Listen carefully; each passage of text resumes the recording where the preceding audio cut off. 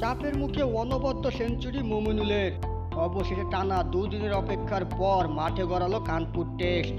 দ্বিতীয় দিনের খেলা বন্ধ হয়েছিল বৃষ্টিতে, আর তৃতীয় দিনটা ভেজা আউটফিল্ডের কারণে খেলা গড়ায়নি মাঠে।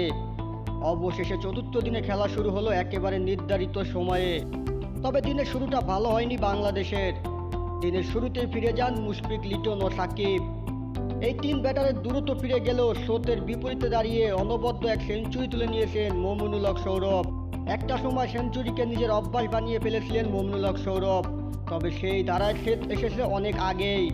অনেকটা দিন ধরেই সেঞ্চুরি নেই টেস্টে বাংলাদেশের সর্বোচ্চ সেঞ্চুরিয়ানের ব্যাটে।